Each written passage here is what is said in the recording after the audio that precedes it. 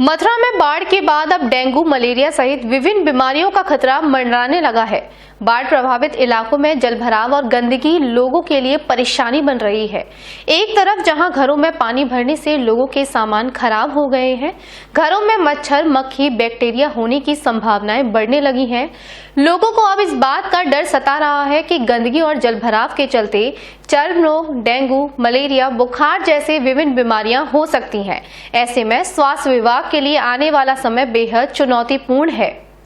जिन इलाकों में जलभराव हुआ है वहां पर साफ सफाई, एंटी लार्वा एवं कीटनाशक दवाओं का छिड़काव करना बेहद जरूरी है। थोड़ी सी लापरवाही लोगों के लिए परेशानी बन सकती है। स्वास्थ्य विभाग को भी अभी से अलर्ट होने की जरूरत है।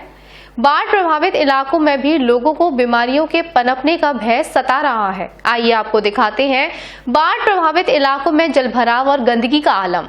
जहां संक्रमण की संभावनाएं बनी हुई हैं, लोग भी गंदगी और जलभराव से परेशान हैं।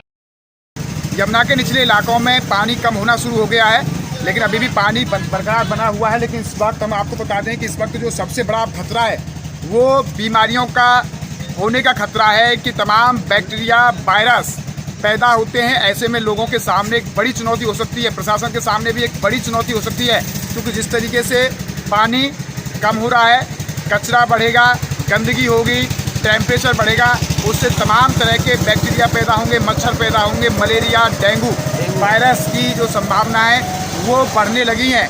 ऐसे में स्थानीय प्रशासन, जिला प्रशासन को अब इस ओर ध्यान देना होगा कि किस तरीके से जो गंदगी हुई है, गंदे पानी का जो भराव हुआ है, उससे जो जनित जो कीटाणु बैक्टीरिया हैं उनको कैसे नष्ट किया जाना है। इस पर एक बड़ा प्लान प्रशासन को बनाना पड़ेगा, क्योंकि बहुत बड़े इलाके में ये जल भराव की स्थिति पैदा हुई है। देखो अभी भी मेरे पीछे पानी, गंदगी साफ तौर पर देखी जा सकती है कॉलोनियों में, घरों के सामने। तो ये एक बड़ा कारण बीमारियों का बनेगा। ऐसे में प्रशासन को जो छिड़काव है, एंटी लार्वा छिड़काव है, वो देखो तमाम लोग अभी भी जो है अपने सामानों को लेकर ये आ रहे हैं, क्योंकि ये जो घर छोड़ के गए थे वो वही लोग हैं जो यहाँ पर दोबारा से वापस लौट रहे हैं। लेकिन अब सबसे बड़ी चीज़ एक और है कि बैक्टीरिया और उनके लिए छिड़काव करना पड़ेगा, एंटी लार्वा का छिड़काव करना पड़ेगा, कीटनाशक ऐसी जो चीज़ें हैं, जो उनके पास में जो संसाधन हैं उनका प्रयोग करना पड़ेगा। सबसे बड़ा सवाल यह है कि साफ़ सफाई बेहतर करनी पड़ेगी, जल भराव जो है, जल निकासी का काम भी कराना पड़ेगा, और उसके साथ साथ जो छिड़काव है, फॉगिंग है, वो करानी पड़ेगी। तो ये हेल्थ विभाग के लिए एक बड़ा चुनौती है, जिला प्रशासन के लिए एक बड़ी चुनौती है, क्योंकि मथुरा में निचले स्थानों में जिस तरीके से जल भराव हुआ है, गंदगी हुई है, अब उसके चलते लोगों को भी बीमारियों का खतरा लगने लगा है। क्या कहना चाहेंगे, यही आप बताइए हमको, क्या कहेंगे जिस तरीके से जल भराव, गंदगी है, बीमारियों का खतरा कितना है? प्रशासन को ध्यान देना पड़ेगा इस चीज़ पे। तो ये तो बीमारी है, वो आपातकालीन है, इसमें आफत आई है, पशु भी बीमार हो गए हमारे।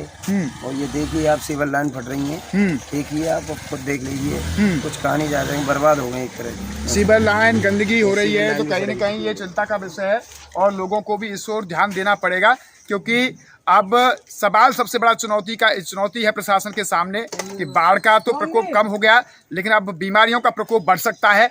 ऐसे में जिला प्रशासन को एक बड़ी बृहद नीति बनानी पड़ेगी, जिसमें जो इलाके जल भराव जहाँ पर हुआ है उन इलाकों में साफ सफाई, गंदगी की व्यवस्था को दूर करना होगा, और सही वहाँ पर एंटी लार्वा का, कीटनाशक चीज़ों का छिड़काव कराना होगा, ताकि बीमारियों से बचा जा सके। प्रशासन की एक बड़ी चुनौती है। प्रशासन को अब बीमारियों की रोकथाम के लिए, तमाम बैक्टीरिया, वायरसों की रोकथाम के लिए एक बड़ी नीति बनानी पड़ेगी। हेल्थ विभाग को एक बड़ी जिम्मेदारी देनी होगी, जो पूरे शहर में जो बाढ़ प्रभावित इलाके हैं वहाँ पर गंदगी, साफ सफाई की बेहतर व्यवस्था वहाँ की जाए, एंटी लार्वा कीटनाशक दवाओं का वहाँ प्रयोग किया जाए, ताकि बैक्टीरिया, वायरस, डेंगू, मलेरिया के तमाम मच्छरों को वहाँ नष्ट किया जा सकता हो, बीमारियों को कंट्रोल किया जा सकता हो। तो ये प्रशासन को एक बड़ी रणनीति के तहत ये कार्य करना होगा, अन्यथा की स्थिति के लिए जैसे हालात हमको जो दिख रहे हैं, गंदगी और जलभराव के, बीमारियां बढ़ने की संभावनाएं लगातार बढ़ रही हैं। तो ऐसे में जिला प्रशासन को अभी से चौकन्ना होकर इस ओर ध्यान देना होगा। और लोगों को भी भय है कि उन इलाकों में जो लोग रह रहे हैं